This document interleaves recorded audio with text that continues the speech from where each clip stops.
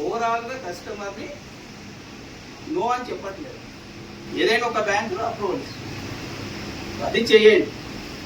ముద్రా లోన్కి ఎంత కమిషన్ వస్తుందో తెలుసా? తెలియదు మనకు. డిపాజిట్ విత్డ్రా గురించే తెలుసు మనకు. 0.25 కమిషన్ వస్తుంది. ఓకే, 20 లక్షల వరకు మీరు చేయవచ్చు. మీ ఊళ్ళో కిరాణం షాప్ పెట్టడము ఉంటే నీకు స్పాట్లో అక్కడే చూపిస్తుంది.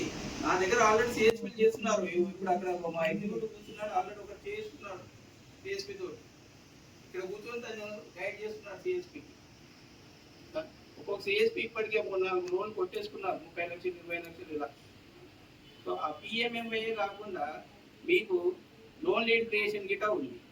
సార్ నాకు ఈ రిస్క్ అంత వద్దు, నేను ఇదంతా ఈ డాక్యుమెంట్ స్కాన్ చేసి అప్లోడ్ చేసే టైం నాకు లేదు, నేను కొడితే ఏ కొట్టాలి బి కొట్టాలి, పని అయిపోవాలి. ఓకే, లోన్ లీడ్ క్రియేషన్లో గిట్ట మీకు పర్సనల్ లోన్ ఉంది, ఫీజైమెంట్ లోన్, గోల్డ్ లోన్ ఉంది, హోమ్ లోన్ ఉంది, అగ్రి గోల్డ్ లోన్ ఉంది, పీసీ అగ్రి ఉంది, డిఎల్ అగ్రి ఉంది, కార్ లోన్ ఉంది. ఇవన్నీ ఉన్నాయి. మన పోర్టల్లో 42 సర్వీసులు ఉంటే మనం కేవలం 3 సర్వీసులు వాడుకుంటున్నాం. ఒకటి డిపాజిట్, ఒకటి విత్డ్రా, ఒకటి అకౌంట్. ఈ 3 దాటి మనం ముందుకు వెళ్ళట్లేదు. ఓకే, మంచి అవకాశం మీ అందరికీ. దీన్ని యూటిలైజ్ చేసుకుంటే ఇప్పుడున్న సర్వీస్ పక్కన పెట్టేస్తారు.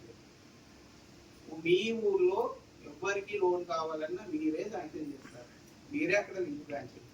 మీ ఊర్లో ఉన్న వ్యక్తి బ్రాంచ్ వరకు రానక్కర్లేదు. అప్పుడు మీకు రెస్పెక్ట్ పెరుగుతుంది కదా ఊర్లో. మళ్ళీ కస్టమర్ వాపస్ వస్తాడా? అదంతా తర్వాత సబ్సిడీలు ఏం లేవు. సబ్సిడీలు బ్యాంక్ ట్రాన్స్ ప్రకారం మన దగ్గర వస్తుంది లేదమ్మా. కాకపోతే మనం ఏం చేయాలి? జెన్యున్ క్యాండిడేటా కాదా, ఎలిజిబిలిటీ అనేది సిస్టమ్ చూపిస్తుంది మీకు. ఎలిజిబిలిటీ అనేది సిస్టమ్ చూపిస్తుంది. కాకపోతే మీ విలేజ్ లో ఆ వ్యక్తి ఎలాంటి వాడేటట్టు మీకైతే ఇవ్వచ్చా లేదా ఒక ఐడియా ఉంటుంది కదా. అంటే రీపేమెంట్ చేస్తారా లేదా, సోర్సింగ్ ఉందా లేదా, వ్యవసాయం మీద ఆధారపడ్డా, అంటే ఇంకా ఆటో నడుపుతున్నాడా, ఇంకా ఇతర కిరాణం షాప్ నడుపుతున్నాడా అంటే చూసుకోండి కాస్త. అలా అని చెప్పేసి నాకు కమిషన్ వస్తుంది కదా అని ఊళ్ళో ఇంటింటికి తిరిగిస్తానంటే కుదరదు అది. ఓకే, జాగ్రత్త.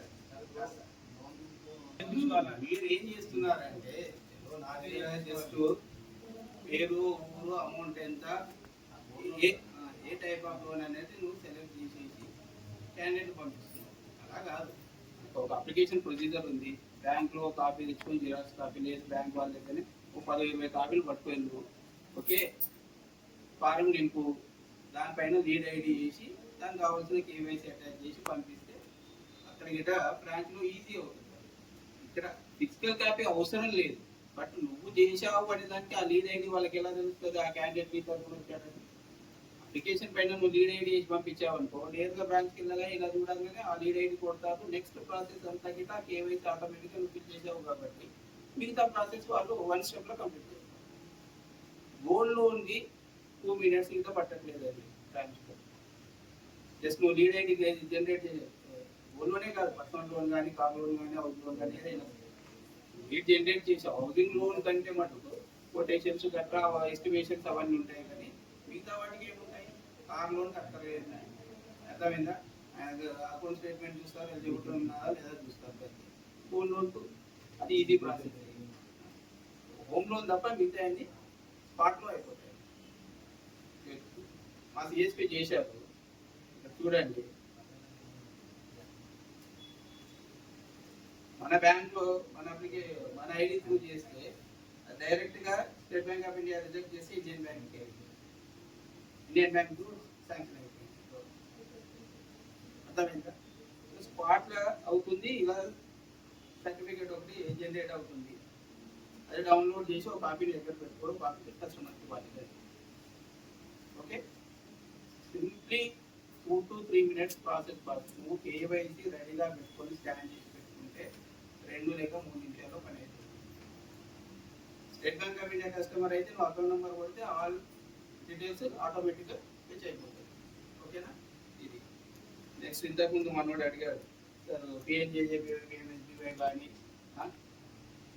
Aadhaar Aadhaar linking account open చేసి దానికి ఏం ప్రాబ్లం లేదు. ఇప్పుడు ఒకప్పుడు మీకు అవన్నీ ప్రాబ్లమ్స్ ఉండే, L0 ప్రాబ్లం ఉండే. సరే ఇప్పుడు స్ట్రిప్ కస్టమర్ అయితే మీరు ఏం చేస్తున్నారు, మళ్ళీ L1 తీసేసి L0 పెట్టడము, ఆ తొంభై అడుగుతుంది సార్, అన్నీ పోయాయి. ఓకే, ఎలా చేయాలో చెప్తాను. ఓకేనా, ప్రతి సిప్ కస్టమర్కి మీరు ఓపెన్ చేసిన టైంలో ఆధార్ ద్వారా ఓపెన్ చేయాలి. ఓకే, CKYC ద్వారా ఓపెన్ చేయాలి. ఫస్ట్ మీరు చేయాల్సిన పని ఏంటంటే, కస్టమర్ రాగానే కార్డు పట్టుకొని వచ్చాడు అంటే మనం రీకేవైసీలోకి వెళ్ళేసి, రీకేవైసీలో ఆధార్ నెంబర్తో కాకుండా SIP number are account number తోటి కేవైసీ అప్డేట్ చేయాలి. రైట్, అక్కడ కేవైసీ అప్డేట్ చేసినప్పుడు నీకు ఆధార్ లేదు. ఓకే, అది మేకర్ చెక్కర్ అయిన తర్వాత నీకు నెక్స్ట్ టైం నుంచి ఆ కస్టమర్ ఆటోమేటిక్గా ఆధార్ ద్వారా విత్డ్రా అవుతుంది. ఇమీడియట్గా JJBY గిట్ట నువ్వు చేసేస్తావు. నెక్స్ట్ JJBY వచ్చేసరికి మళ్ళీ L0 అడుగుతుంది సార్ అంటున్నారు. అందులో గిట్ట PNJJBY PMSBYలోకి వెళ్ళినప్పుడు నీకు సిప్, అకౌంట్, ఆధార్ 3 ఆప్షన్స్ ఉన్నాయి. ఓకే, సిప్లో అకౌంట్ నెంబర్ ఇవ్వాలి, జాగ్రత్తగా వినండి. అకౌంట్లో అకౌంట్ నెంబర్ కాదు, సిప్ సెలెక్ట్ చేసి దాంట్లో అకౌంట్ నెంబర్. రైట్, అందులో ఇస్తే ఆటోమేటిక్గా L1 ఫిగర్. అర్థమైందా? దీనికి ఆధార్ నాట్ మ్యాప్ అని వస్తుంది. అప్పుడు ఏం చేయాలి, ఆధార్ సీడింగ్ చేసుకొని వచ్చి మళ్ళీ ఇక్కడ ఆ ప్రాసెస్ కంప్లీట్ అవుతుంది. ఎందుకు కాదు, అక్కడే ఆధార్ సీడింగ్ చేసేటప్పుడు నీకు Aadhaar number, account number enter చేసిన తర్వాత పక్కన SR అని ఒక ఆప్షన్ ఆల్రెడీ ఇంకేదైనా బ్యాంక్ లింక్ అయి ఉందా, అక్కడ లింక్ అయి ఉన్నది అన్నప్పుడు ఆ బ్యాంక్ సెలెక్ట్ చేసి దాన్ని రీలింక్ చేసి మీ బ్యాంకు నువ్వు లింక్ చేయాలి కదా. ఇప్పుడు అక్కడ అకౌంట్ ఓపెన్ చేసేటప్పుడు ఆ వ్యక్తి ఏం చేస్తున్నాడు, ఆల్రెడీ ఆ బ్యాంకు లింక్ అయి ఉంది కాబట్టి వాళ్ళ దానికి లింక్ చేసి అంత దూరం వెళ్ళట్లేదు. ఇప్పుడు లాస్ట్ 4-5 days లో అప్డేట్ అంటే direct Aadhaar Aadhaar number, account number అంటే ఆటోమేటిక్గా. సో మీ దగ్గర ప్రతి దానికి సొల్యూషన్ ఉండాలి. మీ లాగిన్ లోనే ప్రతి ప్రాబ్లం, బ్రాంచ్ కస్టమర్ వెళ్ళనక్కర్లేదు. కాంటాక్ట్ బ్రాంచ్ అని చెప్పేసి ఎవరికి అడుగుతుంది, మీరు రీకేవైసీ చేసిన కస్టమర్కు మేకర్ చెక్కర్ అవ్వకుంటే వాళ్ళని మట్టుకే అడుగుతుంది. ఇమీడియట్లీగా నువ్వు ఇక్కడ రీకేవైసీ చేసావు, అక్కడ ఆఫీసర్ ఎవరు ఉన్నారో మీరు రెగ్యులర్గా ఎవరితో మాట్లాడతారు, సార్ అలాంటి నేను రీకేవైసీ చేశాను, మీరు ఆథరైజ్ చేయండి అని ఇమీడియట్లీగా అయిపోతుంది. ఇప్పుడు అకౌంట్ ఆథరైజేషన్ ఎలా చేయించుకుంటున్నారు మేకర్ చెక్కర్, ఇన్స్టెంట్గా ఇక్కడ నువ్వు అకౌంట్ ఓపెన్ చేస్తున్నావు. మేకర్ చెక్కర్కు బ్రాంచ్కి వెళ్తున్నావా, వెళ్ళట్లేదు, మానేశారు కదా, ఖాళీ ఫోన్ల మీదనే పనులు అయిపోతుంది. ఇది గిట్ట అలాగే చేయించుకో. ఇలా పడ్డా దగ్గర ఒక 5 minutes కస్టమర్ కూర్చోబెట్టు. ఎందుకంటే అవతల ఆఫీసర్ గిట్ట కస్టమర్ ఉంటారు కదా, ముందర గట్టిగా ఉంటారు కదా వాళ్ళు గిట్ట లాగిన్లో. జస్ట్ అలా నీకున్న కస్టమర్ను నువ్వు సాచురేషన్ చేసుకుంటే వన్స్ అది అంతే. ఒక నెల కష్టపడు. మనము రీకేవైసీ స్టార్ట్ చేసేది నెల మన విలేజ్లో మన కస్టమర్ అంటే మీరు ఓపెన్ చేసిన అకౌంట్ హోల్డర్ ఎవరో మీకు తెలుసు, ఆ వ్యక్తి బతుకున్నాడా సచ్చాడా మీకు తెలుసు. అట్లీస్ట్ బ్రాంచ్ నుంచి లీస్ట్ తీసుకొని ఈ క్యాండిడేట్ మైగ్రేట్ అయిపోయాడు, చనిపోయాడు, ఏంటి రీజన్స్, వాళ్ళకి ఏం చేయండి అంటే రిపీటెడ్గా మేము ఈ మీటింగ్లు పెట్టి మేము వెంటబడదు అంటే NOC తీసుకోండి వాళ్ళ ఫ్యామిలీ మెంబర్. నాకు అక్కర్లేదు అకౌంట్. ఒకవేళ వ్యక్తి చనిపోయాడు అనుకో ఫ్యామిలీ మెంబర్ని NOC లేదు, ఆ వ్యక్తి బతుకున్నాడు కానీ నాకు ఈ అక్కర్లేదు అనడంతో ఇచ్చేయమని, నాకు అకౌంట్ అక్కర్లేదు, డెలీట్ చేసి బ్రాంచ్లో కూర్చొని అకౌంట్లు అన్నీ డెలీట్ చేసేస్తాను, అయిపోద్ది. ఇంకా ఇంత బర్డన్ ఉండదు, ఇంత పరిగెత్తడాలు ఉండవు. మనకు గట్టిగా మీరు ఒక 4-5 వర్కింగ్ డేస్ కష్టపడితే అయిపోతాం. నెలల తరబడి వాళ్ళం తారీలు నెత్తిమే పెట్టుకొని పైన చేసి వాళ్ళు మాకు పెద్దలు పెడతారు. సారు పరిగెడుతున్నాడు రోజు, ప్రతి బ్రాంచ్కి వెళ్ళడము, పిల్లలు కూర్చోబెట్టి బాగు చేయని చెప్పడము, ఈసీలు పరిగెత్తడము. సో ఒక్కసారి మీరు చక్కగా ఎదుగుకున్నారు అనుకోండి, నెక్స్ట్ ఏం చేయాలనేది నెక్స్ట్ ఆప్షన్స్ చాలా వస్తున్నాయి. నెక్స్ట్ మనకేంటి, బార్కోడ్ ద్వారా కూడా పేమెంట్ స్టార్ట్ అవుతుంది. సార్ బార్కోడ్ అంటున్నారు, స్కానర్ ద్వారా passbook first page printing start అయిపోయింది. ఎంతమంది దగ్గర పాస్బుక్ ప్రింటర్లు ఉన్నాయి? మీరే అకౌంట్ ఓపెన్ చేసి ఫస్ట్ పేజ్ మీరే ప్రింట్ చేసి కస్టమర్కి కస్టమర్ బ్రాంచ్కి వెళ్ళి సార్ మా కస్టమర్లకు బుక్ ఇవ్వట్లేదు అని ఒకప్పుడు ఏడ్చేవాళ్ళు చేసుకునేది. ఇప్పుడు ఆ బాధ లేదు. ఇవ్వట్లేదు కాదు, నువ్వు సార్కి చెప్పు, నీకు 500 పాస్బుక్లు పంపిస్తారు. రేపు నీ బ్రాంచ్ లో వెళ్ళి ఇండియన్ పెట్టి ఇస్తాడు.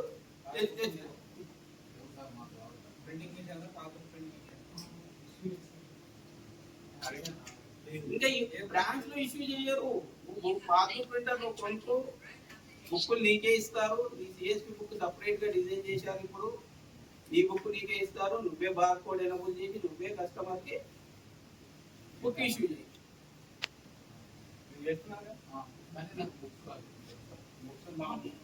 పెట్టేసి బ్రాంచ్ లో పెడితే ఎంత వచ్చేస్తున్నాయి. మీ కోటా మీకే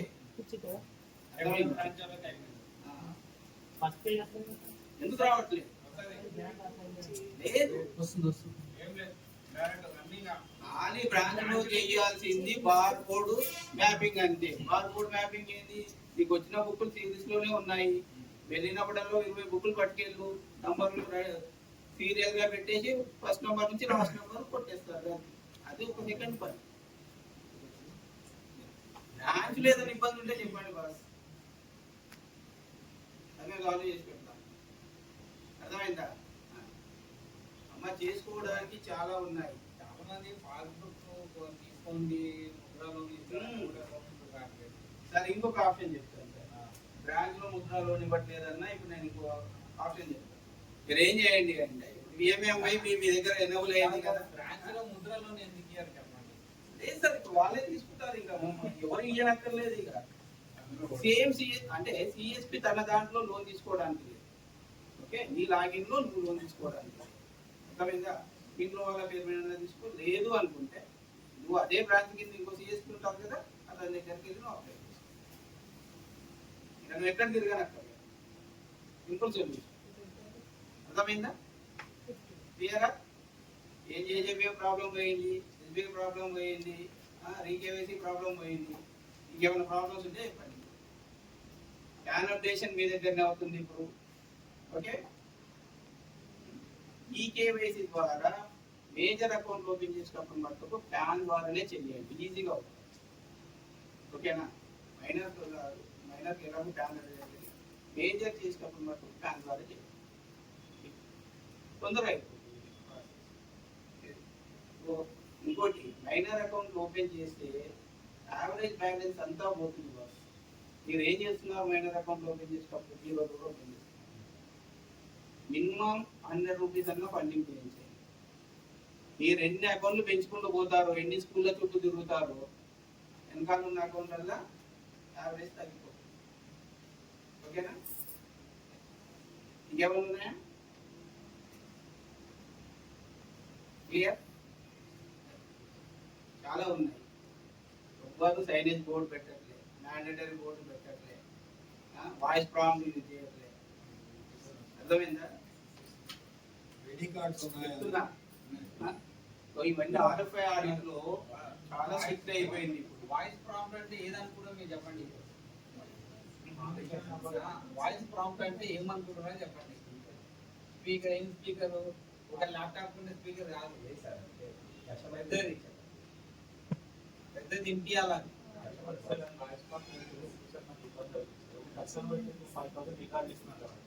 కస్టమర్ వెళ్ళిపోయిన తర్వాత ఇంకో కస్టమర్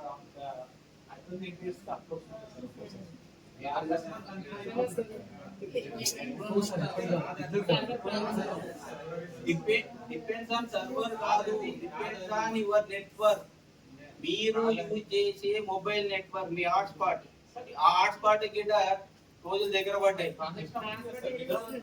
ఇన్ని రోజులు మీరు హాట్స్పాట్ ద్వారా నడిపిస్తున్నారా? ఇప్పుడు ఈ మొబైల్ నెట్వర్క్ వాళ్ళు కొత్త ప్లాన్ తీసుకొచ్చారు. ఎంతమంది తెలుసో తెలియదు. హాట్స్పాట్ రావాలి అంటే దానికి సపరేట్ చార్జెస్ పే చేసుకోవాలి. నార్మల్ ప్యాకేజ్ లో రాదు. Depends on your network and your system configuration. Me system configuration మీద డిపెండ్ అయి ఉంటుంది, మీ నెట్వర్క్ మీద డిపెండ్ అయి ఉంటుంది. అంటే రెగ్యులర్ ఏదో సార్ వస్తే మిస్టేక్ అంతే కానీ రెగ్యులర్ లేవంటుంది అయినా స్పాట్ వచ్చేస్తుంది. ఇంకొక అప్డేషన్ చెప్తున్నాను. మీరు డిఫాల్ట్ గా ఏది లాగిన్ అయ్యేటప్పుడు ఏమో ఇక్కడ మహారాష్ట్ర ఉంటుంది, లాంగ్వేజ్ వచ్చేసి మహారాష్ట్ర. ఇంకా మనం దాన్ని మార్చాము, తెలుగు మార్చాము, హిందీ మార్చాము, ఇంగ్లీష్ మార్చాము, డైరెక్ట్ గా లాగిన్ అయిపోతాం. సో మీరు అందులోకి పోయిన తర్వాత అది ఆ లాంగ్వేజ్ లోనే చెప్పేస్తుంది. కానీ మొన్న డీజీఎం గారు క్లియర్ గా చెప్పారు, మన సర్కిల్ కి మన లాంగ్వేజ్ వచ్చేట్లాగా అప్లికేషన్ లో ఎనబుల్ చేయిస్తామని చెప్పారు. నువ్వు లాగిన్ అయ్యేటప్పుడు ఇంకా తెలుగే ఉంటుంది. తెలుగు పెట్టుకున్నా ఇంగ్లీష్ తెలుగు పెట్టినా ఇంగ్లీష్ ఇప్పుడు తమిళ పెట్టాలని జరగలేదు.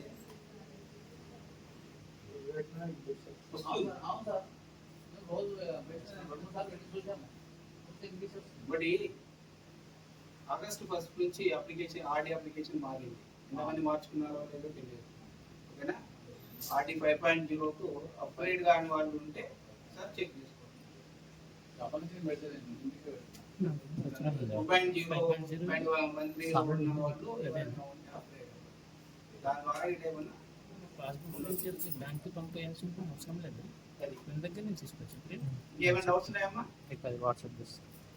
ఎప్పుడైనా సరే మీటింగ్ వచ్చినా, ఇంటి దగ్గర కూర్చున్నా, ఏం చేసినా కానీ మన దగ్గర కస్టమర్ వచ్చాడు అంటే కస్టమర్ నుంచి ఎలా రూపాయి సంపాదించాలి అనే క్వశ్చన్స్ ప్రిపేర్ చేసుకోండి.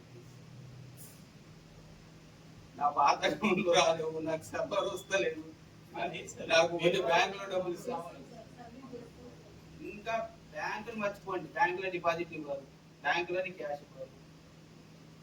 డిపాజిట్లు నువ్వే తెచ్చుకోవాలి, విత్డ్రాల్స్ నువ్వే ఇవ్వాలి, అంతే. ఇంకా బ్యాంకులో క్యాష్ ట్రాన్సాక్షన్స్ ఉండవు. ఏం చేస్తారు అప్పుడు? ఏం చేస్తారు చెప్పండి? డిపాజిట్స్ వెతుక్కోవాలి. ఇక్కడ బ్యాంక్ మేనేజర్ గారైనా ఎవరైనా చేస్తున్న పని ఏంటమ్మా, ఎక్కడి నుంచి వస్తున్నాయి డిపాజిట్స్? నీకు ఇచ్చే క్యాష్ ఎక్కడి నుంచి వస్తుంది? So loans, main loan repayments. First మీరు ఇప్పుడు ఏం చెప్పారు సార్, నేను లోన్ ఇస్తాను కట్టకపోతే నెక్స్ట్ నీ పని ఏంటి? రీపేమెంట్. సో రీపేమెంట్ మీద కమిషన్ వస్తుందా లేదా? ఆల్టర్నేట్ ఛానల్స్ వెతుక్కోవాలి. ఒక కస్టమర్ పైన ఎన్ని రకాలుగా మనం సర్వీస్ యూటిలైజ్ చేసుకోవాలి, అతని దగ్గర నుంచి రూపాయి రావాలి. ఓన్లీ డిపాజిట్ మీద విత్డ్రా మీద కమిషన్ రావమ్మాయి, వదిలేయండి. వాళ్ళని డైవర్ట్ చేయండి, రిటర్న్ డిపాజిట్ చేయించండి. అప్పుడు చాలా బాగా చేసే వాళ్ళ మీద ఆర్డీ చేస్తే యావరేజ్ బ్యాలెన్స్ పెరుగుతుందా లేదా? ఎందుకు చేయించట్లేదు? మానేశారు అంటారు. మన డిపాజిట్ మొబిలైజేషన్ క్యాంప్ ఉంది, ఎంతమంది తెలుసు? ఎప్పుడైనా గుర్తు పెట్టుకొని మంత్ ఎండ్లో పెన్షన్ పడని, రైతు బంధు పడని, ఏది పడని. కస్టమర్ వచ్చి 30,000 అడిగితే 30,000 ఇవ్వాలి. ఆపండి, హోల్డ్ చేయండి. మంత్ ఎండ్లో డిపాజిట్స్ మొబిలైజ్ చేయండి. మంత్ ఎండ్లో మీ డిపాజిట్స్ పెంచడం ద్వారా మీ యావరేజ్ బ్యాలెన్స్, మన బ్యాంక్ యావరేజ్ అన్ని పెరుగుతాయి. ఓకే, డిపాజిట్స్ మాత్రం మంత్ ఎండ్లో ఇవ్వకండి. మాక్సిమం డిపాజిట్స్ పెంచే ప్రయత్నం చేయండి, విత్డ్రాల్స్ తగ్గించండి. 30,000 అంటే 30,000 కూడా మానేయండి, 10,000 ఇచ్చి పంపించండి అంతే. నెక్స్ట్ రేపు రమ్మనండి. ఈ కమిషన్ ఒక కస్టమర్ మీద 30,000 ఒక రోజు ఇచ్చి 2 రోజుల దాకా నీ దగ్గరికి రాకుండా చేయకుండా ఆ 30,000 రోజుకు 10,000 చొప్పున 3 సార్లు ఇస్తే 3 సార్లు కమిషన్ వస్తుంది కదా. అందుకే ఇప్పుడు యూపీఐ లో పెట్టేశాడు కదా, ఓన్లీ 3 ట్రాన్సాక్షన్లు డైలీ. ఎంతమంది దగ్గర పోతాడు ఇంకా?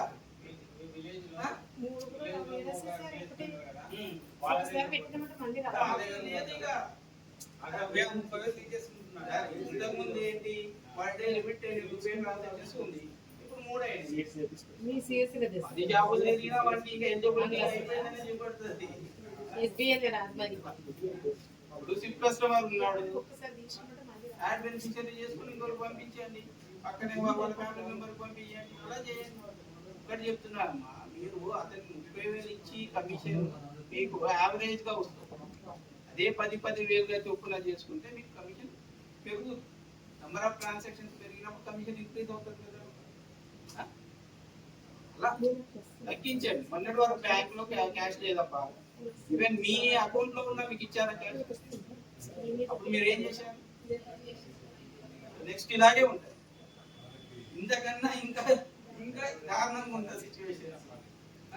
మనం అంతా డైవర్ట్ అయిపోవాలి. నెక్స్ట్ దేనికి డైవర్ట్ అవ్వాలి? లోన్స్కి. ఓకే, పక్క బ్యాంక్ వాళ్ళు వచ్చి మీ గ్రామంలో లోన్ ఇవ్వకముందు మీరు ఎవరికి అవసరం ఉందో తెలుసుకొని లోన్ ఇవ్వడం ఫస్ట్ పీకేవైసీ కంప్లీట్ చేయండి. జేజేబీ ఎస్బీఐ చేసేయండి. అది అయిపోయింది అనుకో, దాని ఊర్లో ఏం లేవు, నాకు తెలియదు, ఈ పని నువ్వు చేసుకోండి హ్యాపీగా. ఓకేనా? Thank you. Thank you sir. అందరూ పర్లేదు సార్.